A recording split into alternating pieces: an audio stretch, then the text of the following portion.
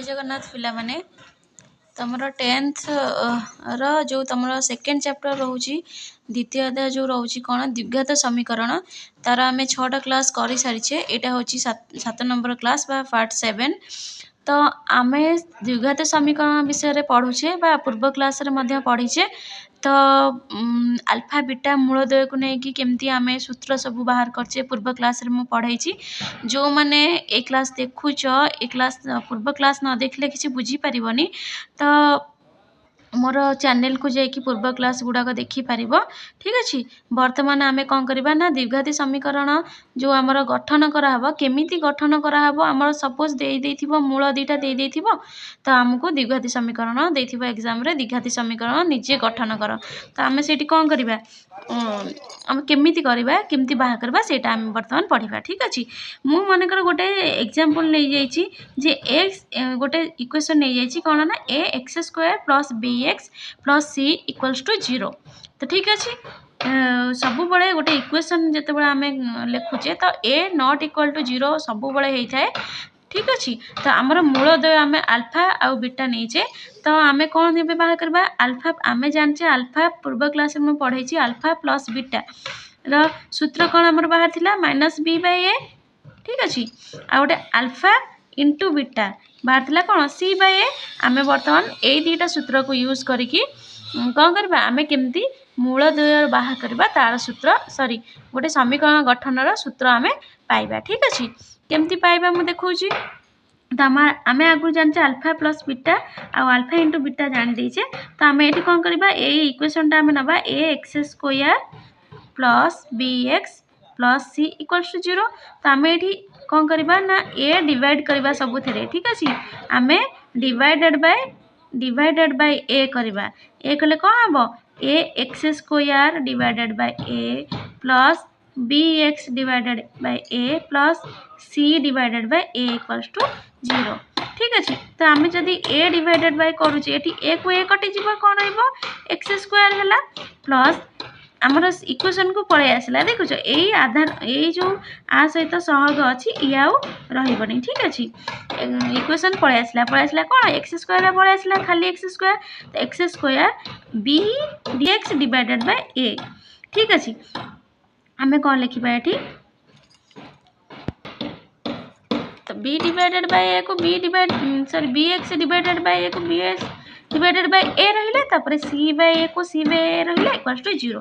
तो आमर कौन आम इक्वेशन बाहर करबा को हेले आमर अल्फा प्लस बीटा को यूज करिया पड़िबो अल्फा इंटू बीटा को यूज करिया पड़िबो। आम केमती करबा एक्स स्क्वायर को एक्स स्क्वायर रहिला तापर माइनस एठी आमर बी बाय ए आम देखुछ अल्फा प्लस बीटा सूत्रटा। ठीक अच्छे माइनस बी बाय ए तो आम ये कौन करवा माइनस पुणी या नहीं जावा माइनस माइनस हेले प्लस हो ना ये कौन लिखिपर minus B by A into X आम एमती भांगिकी लिखिपर। ठीक अच्छे plus C by A equals to 0 आम एमती लिखिपर ना यार वैल्यू जा यार वैल्यू से आपको आम भांगिकी लिखले। ठीक अच्छे कहीं भांगिले ना आम जमी अल्फा प्लस बीटार आउ बीटा जो अल्फा बीटा को आम ये यूज कर। ठीक अच्छे तो आम ये कौन हम तापर नेक्स्ट रे कौन हम ना एक्स स्क्वायर को एक्स स्क्वायर रहा माइनस बी बाय ए टा कहार सूत्र ना अल्फा प्लस बीटार। तो आम ये माइनस बी बाय ए न लिखी अल्फा प्लस बीटा एक्स लिखिपर एमती लिखिपर प्लस सी बाय ए कहार ना अल्फा प्लस अल्फा इंटू बीटार है कि अल्फा इंटू बीटा लिखिपर। तमें आम जो गोटे इक्वेशन आम बाहर करचे आम गोटे इक्वेशन देखला बाहर गला तमें आम अल्फा प्लस बीटा गोटे मूल अल्फा इंटू बीटा गोटे मूल तमें आमको जिते बड़े गोटे इक्वेशन आम बाहर करचे आमको जदि दुईटा मूल जना थी अल्फा बीटा जना थी ताहले आम इक्वेशन टा बाहर कर परिबा। ठीक अच्छे एटा केमिति करबा आम गोटे एग्जांपल नहीं देखला आम गोटे इक्वेशन हो गला ना सपोज आमको अल्फा बीटा जना थी क्वेश्चन देथिबो अल्फा इंटू बीटा देथिबो तो आम ये पुट करदेले आम इक्वेशन गोटे हो ना एक्स स्क्वायर माइनस धर अल्फा बीटा देथिबो 3 आम ये 3x लिखिले अल्फा इंटू बीटा देथिबो 5 ये 5 लिखिले तो आम गोटे इक्वेशन बाहरी गला। ठीक अच्छे आम एमती नहीं कि इक्वेशन कर परबा आम गोटे एग्जांपल वर्तमान नहीं कि देखिबा। ठीक अच्छे नहीं कि देखिबा तो पिला माने आमर एठी याकु आउ केमति लिखि परिबा आर सूत्रटा आमे कोन लिखिबा x square minus alpha plus beta माने मूल द्वयर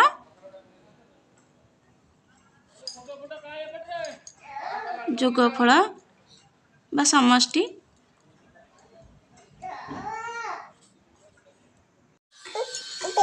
एक्स प्लस मूल द्वयर गुणफल। नेक्स्ट गोटे क्वेश्चन आमर देइछि कोन गोटे द्विघाती समीकरण मूलद्वय समष्टि -5 और गुणफल 3 हेले समीकरण टी गठन कर। ठीक अछि तो आमे एठी कोन करबा देइ देइछि द्विघाती समीकरण मूलद्वय दे देइछि ना मूलद्वयर समष्टि कहले अल्फा प्लस बीटा दे देइछि केते -5 बे गुणफल दे देइछि माने अल्फा बीटा दे देइछि केते 3। ठीक अछि तो वर्तमान आमे समीकरण टी गठन करबा तो आम समीकरण गठन सूत्र कोन हम बाहर थिला एक्स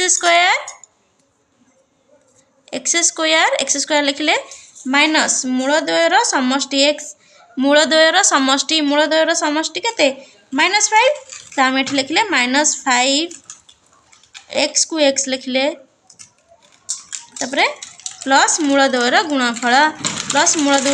गुणफल केते 3 इक्वल्स टू 0 तो आमर कौन हम एक्स स्क्वायर। ठीक अच्छे -5 मल्टीप्लाई हेले कौन हम प्लस हो मैंने plus 5x plus 3 equals to 0। ठीक अच्छे आमर गोटे इक्वेशन बाहरी गला एटा गोटे इक्वेशन बाहरी गला तो आमर कौन है ना जेहेतु आमर सूत्रटा आम पाई जाइए तो आम से खाली जहाँ देइछे आम पुट करदे बस खाली एमती तुम 2 मार्किया पिला माने एग्जाम रे बोधे पकेइब 2 मार्क एमती पकेइले तुम डायरेक्ट सूत्र रे एमती पुट करदब बाहर जब इक्वेशन। ठीक अच्छे तो नेक्स्ट कौन थिला गोटे ना क्वेश्चन कौन अच्छी X square -4x plus 4a1 plus 1 equals to 0 समीकरण द्वारा गुणफल 2 हेले ए रा मूल्य निरूपण कर। आम ये कौन करवा सी कही कौन देइछि आमर ए इक्वेशनटा देइछि किंतु आमर देइछि समीकरण मूलद्वयर गुणफल मूलद्वय कौन अल्फा बीटार गुणफल देइछि अल्फा बीटार आम सूत्र कौन सी बाय ए तो आमर कौन एटा देइ देइछि। ठीक अच्छे जदि आमर एटा देइ देइछि ताहले आमे कौन करबा आमर सीटा भी अच्छी तो आम मूल्य निरूपण कर ए रा मूल्य निरूपण कर एटा आम केते बाहर करिया पर अच्छी। ठीक अच्छे तो ए रा बाहर करिया को हेले कौन हम अल्फा बीटा जो आम देइछि। ठीक अच्छे आम कौन सी पकेबा सी केते 4 अल्फा बीटा इक्वल्स टू